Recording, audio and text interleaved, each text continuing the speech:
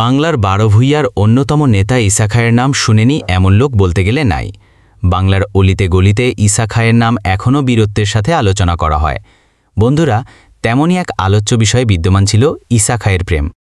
বন্ধুরা, আজ আলোচনা করা হবে ঈসা খাঁ ও স্বর্ণময়ীর অমর প্রেমগাথা এবং সমসাময়িক আলোচনা। ভিডিওটি একটু দীর্ঘ হবে, তাই অনুরোধ করছি ধৈর্য ধরে সম্পূর্ণ ভিডিও দেখার।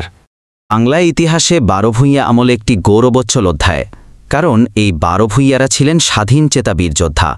তারা দিল্লির সম্রাটদেরকে বুড়ো আঙ্গুল দেখিয়ে প্রায় স্বাধীনভাবেই রাজত্ব করতেন। ১৩ শতকের শুরুতে ইখতিয়ার উদ্দিন মোহাম্মদ বিন বখতিয়ার খিলজির বঙ্গজয়ের মধ্য দিয়ে বাংলায় ইসলামী শাসনের সূচনা হয়, যা ১৭৫৭ সাল পর্যন্ত অব্যাহত ছিল। এই সময়কালে প্রথমে দিল্লির সুলতানরা ও পরে মুঘল বাদশারা বাংলাকে দিল্লির শাসনাধীনে রাখার জন্য অব্যাহত চেষ্টা করে গেছেন। ফলে বাংলা কখনো দিল্লির অধীন ছিল, আবার কখনো কখনো স্বাধীন ছিল। স্বাধীন সুলতানি আমলের মতো ১২ ভূঁইয়াদের আমলও বাংলার ইতিহাসে একটি স্বাধীন ও সার্বভৌম রাজত্বকাল হিসেবে বিবেচিত হয়।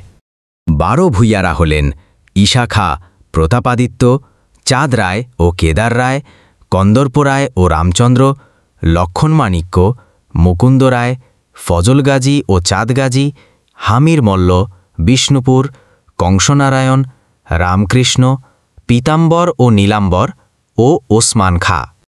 বাংলার ১২ ভূঁইয়াদের মধ্যে সবচেয়ে প্রভাবশালী ছিলেন ঈসা খাঁ, যিনি স্বাধীন সম্রাটের মতো মসনদি আলা উপাধি নিয়েছিলেন। ঈসা খাঁর সময় আরও যারা শৌর্যে বীর্যে বলিয়ান ছিলেন তারা হলেন যশোরের রাজা প্রতাপাদিত্য, চন্দ্রদ্বীপের কন্দর্প নারায়ণ, বিক্রমপুরের চাঁদ রায় ও কেদার রায় এবং ভাওয়ালের ফজল গাজী ও চাঁদ গাজী। সোনাকান্দা দুর্গ এখানেই শেষ প্রতিরোধ করে তুলেছিলেন স্বর্ণময়ী। এই ঈসা খাঁ এবং বিক্রমপুরের রাজা চাঁদ রায়ের বাল্যবিধবা রূপসী কন্যা স্বর্ণময়ীকে ঘিরে লোকমুখে এই গল্পটি প্রচলিত ছিল। বিক্রমপুরের রাজা চাঁদ রায়ের রূপসী কন্যা স্বর্ণময়ী একবার লাঙ্গলবন্ধে পুণ্যস্নান করতে এসে সখীদের নিয়ে শীতলক্ষা নদীতে ভ্রমণে বের হন। নদীর স্বচ্ছ জল দেখে তারা গোসল করতে নেমে গেলেন। সে সময়ে একদল জলদস্যু ওখান দিয়ে যাচ্ছিল। জমিদার কন্যা স্বর্ণময়ীকে তুলে নিয়ে গেল জলদস্যুরা। গুপ্তচর মারফত দেওয়ান ঈসা খাঁ খবর পেলেন তার এলাকা থেকে প্রতিবেশী জমিদার কন্যা অপহৃত হয়েছে। এটা মেনে নেওয়া যায় না। তিনি তখন শীতলক্ষার পাড়ের একটি দুর্গে অবস্থান করছিলেন, বর্তমান সোনাকান্দা। সেখান থেকে তিনি ঘোড়া ছুটিয়ে তাড়া করে ধরে ফেললেন জলদস্যুদের জাহাজ। উদ্ধার করলেন রাজকন্যা স্বর্ণময়ীকে। হিন্দু রাজকন্যাকে নিয়ে এলেন নিজ দুর্গে। চাঁদ রায়কে খবর দেওয়া হলো। পরের দিন সকালবেলা চাঁদ রায়ের পরিবার রাজকন্যাকে নিতে এলো, কিন্তু বাদ সাধলেন চাঁদ রায়ের রাজপুরোহিত। মানের ঘরে টানো রাজকন্যাকে ঘরে ফেরত আনলে কুল নাশ হয়ে যাবে, অনর্থ হবে, জাতপাত আর রইবে না। পুরোহিতের কথা শুনে কেঁদে ফেললেন রাজকন্যা স্বর্ণময়ী। ঈসা খাঁ নিজেও পড়লেন মুসিবতে। এই রাজকন্যা নিয়ে তিনি এখন কি করবেন? রূপসী সুন্দরী রাজকন্যা, তাকে রাস্তায় ফেলে দিতে পারেন না। আর তাছাড়া মুসলমানরা তো জাতপাতের ভেদ করে না, ইসলামে সবার সামাজিক মর্যাদা সমান। সমাধান দিলেন ঈসা খাঁর বেগম ফাতেমা খাঁ। তিনি জানালেন রাজকন্যা স্বর্ণময়ীকে ইসলাম ধর্ম গ্রহণ করতে হবে, আর তাকে দ্বিতীয় স্ত্রী হিসেবে বিয়ে করবেন ঈসা খাঁ। স্বর্ণময়ীর নতুন নাম হল সোনাবিবি। তাকে নিয়ে আসা হলো রাজধানী সুবর্ণগাঁওয়ে, বর্তমান সোনারগাঁও।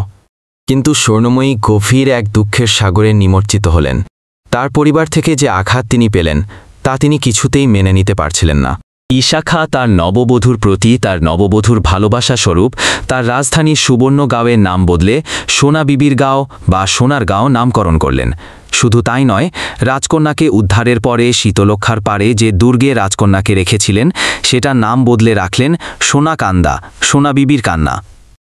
যে কারণে এই দুর্গে থাকার সময় চাঁদ রায়ের মেয়ে রাজকুমারী স্বর্ণময়ী বা সোনাবিবি বেশিরভাগ সময় মন খারাপ করে থাকতেন এবং কাঁদতেন। তবে সময় যাওয়ার সাথে সাথে স্বর্ণময়ী বুঝতে শুরু করলেন যে ঈসা খাঁ তার প্রতি খুবই যত্নশীল এবং তাকে সত্যিকারের স্ত্রীর মতোই সম্মান করছেন, মর্যাদা দিচ্ছেন। এতে তার মনের কষ্ট কমতে শুরু করল। তিনি নিজের ভাগ্যকে মেনে নিলেন। তবে এই গল্পের সত্যতা নিয়ে ঐতিহাসিকদের মধ্যে মতভেদ রয়েছে। অনেকের মতে বিক্রমপুরের জমিদার চাঁদ রায় ও কেদার রায়ের সঙ্গে বন্ধুত্ব ছিল ঈসা খাঁর। সেই সুবাদে ঈশা খাঁ প্রায়ই যাতায়াত করতেন তাদের প্রাসাদে।